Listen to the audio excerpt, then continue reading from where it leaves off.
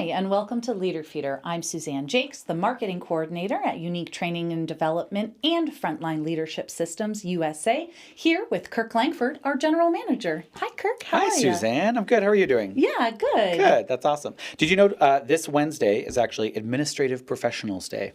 Oh, you know Yeah. what? I actually did know that because I'm the Oh. marketing coordinator. I guess that's a good sign. Yeah, you would know that. So, you're, I would say, an administrative professional. So, happy Administrative Professionals Day. Thank you so much. You're welcome. Today on Leader Feeder, the topic is how to retain employees in your manufacturing organization. So my first question, Kirk, is there high turnover in manufacturing? Well, I'm going to give away something. We picked this as a podcast episode because the answer is yes. But I mean, the answer also is it depends, right? There are some sectors or teams that aren't really struggling with it. But I think overall, yeah, there is a sense of higher turnover in manufacturing than in other industries. We've worked with a client actually only a year or two ago, where they were dealing with 50% turnover year over year. So that meant 50% of their frontline workforce was brand new every year. Whoa. And when you think of the time and effort it takes to train people, that's a lot of time and effort trying to, get people trained, get people onboarded, and kind of get them up to snuff. On the flip side, though, I mean, we also have worked with organizations, one in particular I can think of, a furniture manufacturer, where the majority of their frontline employees had been with them for at least 10 years, some as long as 30 years. And I think if I remember correctly, it was sort of the vast majority. So it is an issue. Some companies and some sectors are certainly dealing with it more regularly than others, though. So with maybe such a high turnover rate, what would you say, or maybe our listeners would want to know, what would be in their control what would be in their control in terms of employee retention? Right. So you're asking kind of what can the frontline leaders do to try to help, stop the problem? Right. Like exactly. What can they control in their environment? Because I imagine there's going to be employees who maybe leave because of reasons outside of their control. Yeah. Oh, for sure. Right. That's a good question. And I think there's lots of things. I mean, if I think of some basic things that I know employees tend to gravitate towards or that resonate positively with employees, I think of celebrating or recognizing or acknowledging wins or gains on the team. I think as frontline leaders, we don't do that enough. We tend to focus on putting out fires. So that would be the first thing. I think another thing is people understanding the value of what they do and why they do it. And in fact, understanding the value helps them understand the why behind what they do. And that's something that if somebody feels like, hey, I'm part of an important process. I'm part of a team. I'm part of an organization, and I provide value to that organization. I think they're more likely to stay there rather than feeling as though they're just a number, right? I think employees who feel listened to and leaders that ask questions and then listen to the answer, and whenever possible, you have a frontline leader that tries to not just ask for their opinion and listen to it, but then try to implement it. Oh, you had a great idea. Let's use your idea. I think that's a great way to help retention. I think another thing is ensuring cohesion on the team. And what I mean by that is, do you just kind of let the different people on your team do their thing, or do you actually make an effort to try to help people work better together? And I don't mean like forcing them to be friends or forcing them to be people that get along, but giving them opportunities to connect, giving them opportunities to maybe get to know one another at least a little bit, especially when someone's new on the team, right? So how much of a welcoming environment do you create on your team? Or is it just kind of, this is Suzanne, she's the new person, say hi, okay, get to work. Are we taking time to introduce them so that they feel like a valued member right from the get-go? So I think those are all things that are within the frontline leaders' kind of area of control that they can work with, and are tools that they have in their sort of leadership tool belt, as it were, to try to help employees stick around and increase retention. Great. So similarly to, the things that frontline leaders can control, what would you do if you had a turnover issue in your company? Yeah, good question. So I'm actually going to draw a little diagram. I thought we'd try that out and have some fun with it today. Perfect. Draw a bit of a visual. So absolutely. There's one thing explain it well so that our listeners. Yeah, exactly, because they're not going to be able to see it. So I'll have to narrate here for those listening to the podcast. So I'm going to do 3 concentric circles, right? So we've got a smallest circle in the middle. We got that second kind of medium circle and the third largest circle. And this was done by Stephen Covey, which lots of people know. And he's kind of a leadership expert. He's written lots of books. His probably first and most famous was The 7 Habits of Highly Effective People. So he kind of created this, although notions of this concept that I'm going to explain have been around for a long, long time, like going back to the Greek philosophers thousands of years ago, okay? But what we're going to talk about are the 3 circles that you need to kind of think about as a leader or as a person, but in this case as a leader. So the first circle is what I'd call the circle, or what Stephen Covey calls the circle of control. Okay, these are things. Anything inside the circle of control are things that you have as a leader have direct control over when it comes to your team. All like right, those things like acknowledging and recognizing and Exactly. celebrating that you talked about earlier. That's right. You get to decide as a leader whether you acknowledge somebody or not. You get to determine whether you celebrate the wins. You get to determine whether you try to make someone feel welcome on the team. So those are things that are very much within your control.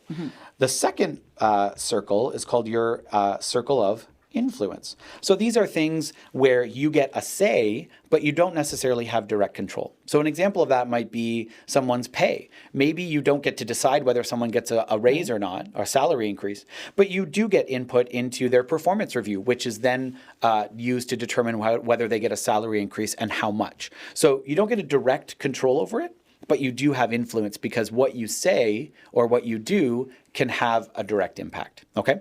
And then the third piece is your circle of concern. And these are things that you probably think about, you're aware of, that you know about, but ultimately you don't really get to have a say, right? So this might be whether somebody gets a promotion or not. Now, in some cases, that could be in your circle of influence because they could come to you and say, hey, this person on your team, we want to promote them. What are your thoughts? And in that case, you get a little bit of a say. But it could also be that you don't get asked your opinion. It really doesn't matter what your thoughts are on it. And so that might be your circle of concern where it's something you're aware of, but you don't really get a say. I think that would be a little redundant of what we're trying to tell upper Yeah. management. If you're trying to be this way with your frontline leaders and then your management is not caring about your ideas. So those are our 3 circles of circles of control, influence, and concern. Now, to answer your question about if you are trying to, increase retention and kind of help motivation on your team, what my suggestion is to think about and focus on what's in your area or your circle of control, right? It's this area here that is going to where you'll see the biggest impact. And as a side note, this is something we talk about, or that the Greek philosophers, when they started talking about this a long time ago, what they essentially said is the happiest people are the ones that focus on what they can control. So instead of being upset or mad about all the things we don't have control over and all the things we can't change, instead focus on what do you have control over and what can you change. And the same thing goes for a leader, right? So a lot of those things I just mentioned to your previous question are things within your area, your circle of control. You can decide how much you celebrate your team. You can decide how much time you spend getting to know them and making them feel welcome. You can decide whether you just hand out statements of what to do or whether you ask questions and then listen to answers and try to implement their ideas. You get to decide that. So the first thing I'd say is decide for your role, for your position, what's in your area of control or your circle of control, and then really highlight or focus on implementing those things. Great. So speaking of things that we can do inside our control and focusing on those things for employees that are, I'm guessing, existing, changing your mindset, all these things that frontline leaders should want to start doing. What would you suggest to a frontline leader to keep a new employee? To make sure that a new employee, a new person comes in, that they don't become one of that, what did you say, 50%? Yeah, that potential 50% that leave in that first year. Yeah. Here's what I think. You need to make them feel like a valued member of the team as quickly as you can. I've read a stat somewhere, unfortunately I can't remember where I saw it, but it's something like most employees decide whether or not they want to stay with the company within their first 2 weeks. That's not very much time, right? As a leader, you don't have months and months to make them feel engaged and that their opinion matters and that they are a valued member of the team. You got a couple weeks. So instead of thinking about kind of a long-term plan in that sense, it's what can you do right off the bat? Well, one of the biggest, easiest things is take the time to introduce them to the team. And again, I don't mean, at your morning huddle, just say, hey, everyone, Suze is the new person here. If you wouldn't mind saying hi to her, that'd be great. Actually taking time to say, hey, Suzanne is the new person on our team. She's our new crew member. Suzanne, could you take maybe a minute and just tell us a little bit about yourself, maybe a bit of your past? We'd love to hear, who you are and kind of what gets you fired up and why you joined us. What a great way to make that person feel, oh, this person actually cares about who I am and what my ideas are, and that I'm not just an employee filling a role.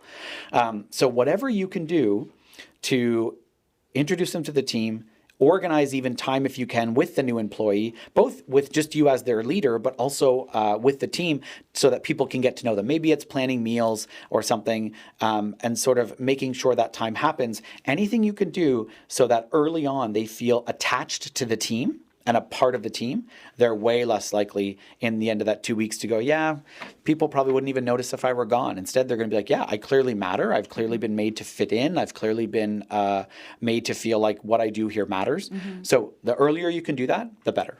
I imagine also things like having proper procedures when it comes to training, right? Yep. Also has an aspect on people coming, right? Yeah, good point. Of course, being welcomed is going to be a big part of it and having attachments to the team. But also, if you're not going to train me properly on a machine and I'm going to keep having questions, yeah, for sure. I feel like people might get frustrated. So having probably set some good procedures, onboarding, that's a good point. Having a solid onboarding plan. I mean, I would say primarily, we are a social creature. We're a social being. And so we really appreciate fitting in and we appreciate feeling part of a team. So I do think that's still probably number one. But you are right that if you're left to flounder and you're not given structure and you're not given expectations and you're not given, here's how we do things on the team. And you're exactly right. People don't like to flounder. They don't like to feel like, oh, I just want to know if I'm doing a good job and I don't know what that looks like because no one shared that with me. Then, you're exactly right. So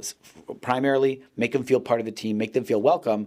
And I would say close second is, have a nice structure around what do they need to know? How can they kind of get to work quickly so that so they can start contributing to the team, right? We talk a lot about people want to feel the value of the work they do and they want that to be communicated to them. So they need to know what it is and then how can they contribute? So exactly right. You got it. So as a final note today, are there things that frontline leaders can do for both existing and new employees? Anything different that people can help do than maybe what we've talked about, or maybe you want to reiterate some of those great things that you talked about?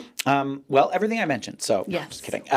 I'd say it probably boils down to three primary things. I mean, might be one or two I'm forgetting, but if I boil it down, first thing I would say is figure out what motivates your employees by getting to know them. Now, we didn't really talk about this much already, but I do think it's a really important piece because how do you motivate people if you don't know what motivates them, right? You need to be able to say, well, this person's motivated by the chance of getting a promotion. This person's motivated when I acknowledge their hard work in front of the group. This person's motivated by just getting challenges in their work so that they feel like they're contributing even more and that they're growing and learning. So first thing, figure out what motivates your employees. And the best way to do that is by getting to know them. Second thing, figure out what's within your circle of control. Like we talked about, you got control, you've got circle of influence, and then you've got your biggest circle of concern. But it's that middle one, right? The smallest one, that circle of control. Think about, okay, what is it within my circle of control as their leader? And then the third part about that is maximize the time that you spend working on things that match both of those. So you kind of have this Venn diagram that you might remember from math class or comparisons, right? Where you've got circle A is what motivates the people on your team. Circle B is what you have control over. Where do those meet? What are the things that are in common? Focus on those. So, if people say, well, salary is really important to me, and you don't have much say over salary, okay, well, then that's not something that you focus on as a leader. Instead, you might focus on other parts that your people are motivated by. So that's what I would say. find out what motivates them by informal ways, formal ways, conversations, one-on-ones, surveys, whatever you think works on your team, and it's usually a mix. Then figure out what is within your circle of control based on your role and your company, and then spend the most time you can working on those things. So all the time you're focusing on motivators that fit those two groups. And I think if you do that, you should really be able to keep people motivated, and that will help definitely reduce turnover and have a team that feels kind of cohesive and that they matter and that they're part of a team. Thanks, Kirk. I'm glad we could sit You're down welcome. today and chat and try to help frontline leaders retain their employees. Yeah, absolutely. I mean, it's a big thing, right? Yes, it Companies, nobody wants to lose employees. Nobody wants, for the time and effort you put into it, nobody wants to lose people. So if it's a small thing like this, it can have an outsized impact, because as the frontline leader, they spend a lot of time with you, and so what you do as their leader matters. Yeah. Yeah. Thank you so much. And thank you for joining us today on Leader Feeder. I hope you have a wonderful day, and we'll see you soon.